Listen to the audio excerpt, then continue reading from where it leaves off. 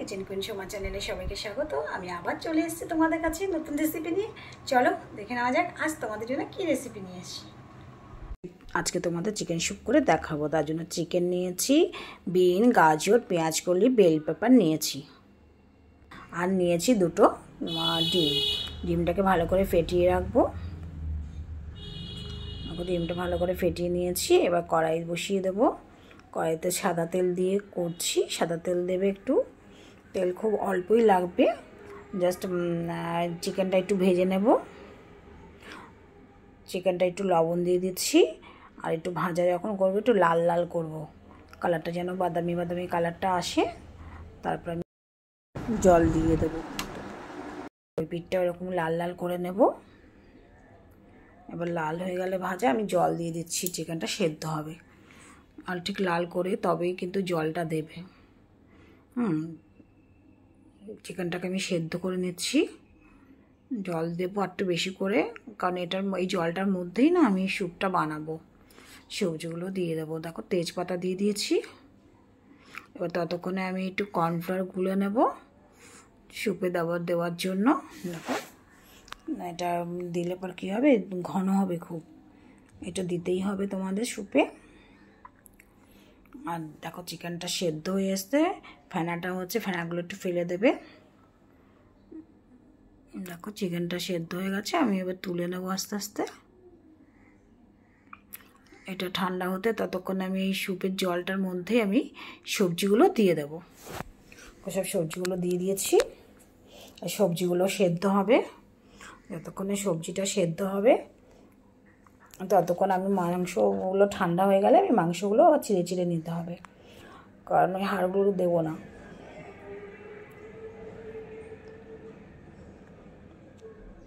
এটা আমি সেদ্ধ হতে দিচ্ছি।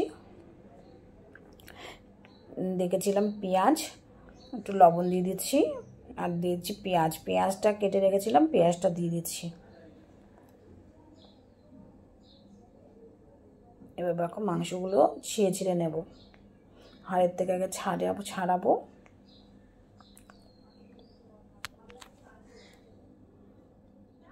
দুই হাত দিয়ে করলেই ভালো হয়, কিন্তু আমি এক হাতেই করছি।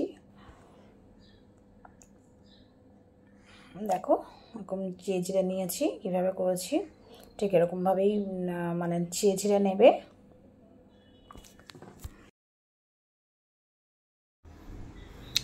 এবার আমি দেখবো সবজিটা মানে হয়ে গেছে সেদ্ধ। এবার দিয়ে দিচ্ছি 2 চামচ মতন গোলমরিচের গুঁড়ো। এবার তোমরা খাওয়ার সময় যখন একটু ঝাল ঝাল লাগলে, প্রয়োজন লাগলে তখন তোমরা একটু গোলমরিচ দিয়ে দেবে। আমি এখন 2 চামচই দিয়ে দিলাম। আর দেখো সেদ্ধ হয়েছে, কালারটা চেঞ্জ হয়ে গেছে। বাটার দিয়ে দিচ্ছি। বাটার দিলাম টেস্টি হওয়ার জন্য। বাটারটা দিলে দারুণ টেস্ট হয়। দিয়ে দিচ্ছি কর্নফ্লাওয়ারটা দিলে পর কী হবে, ঝোলটা একটু ঘন হবে, ভালো লাগবে। আর ঝোল পাতলা হলে ভালো লাগবে না। এটা খেলে না রাতে আর কোনো খাবার খেতে লাগবে না।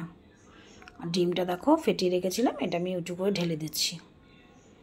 ডিমটাও দেখবে দই দই মতন মানে হয়ে যাবে, বেশ সুন্দর হবে, সব জায়গায় মিশিয়ে যাবে।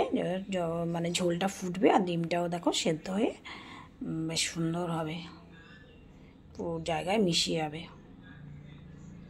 দেখো ডিমটা যতক্ষণ না মেশাবে ততক্ষণ আমি আর কিছু দেবো না, নাড়াচাড়া করতে থাকবো। দেখো হয়ে গেছে, ডিমটা সেদ্ধ কত সুন্দর হয়েছে, সব জায়গায় মিশে গেছে। দেখেছো ডিমটা পুরো। দেখো এরকমভাবে তোমরাও খেয়ে দেখবে, আশা করি প্রত্যেকের ভালো লাগবে। আর টমেটো সস দিয়ে দিচ্ছি। আর তোমরা যখন খাবে চিলি সস, আমি চিলি সস দিচ্ছি না, কারণ ঝালটা যার যার পরিমাণ মতনই খাবে।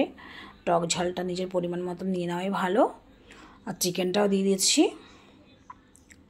দেখো চিকেনটা দিয়ে একটু সেদ্ধ হবে, একটু ফোটাবো।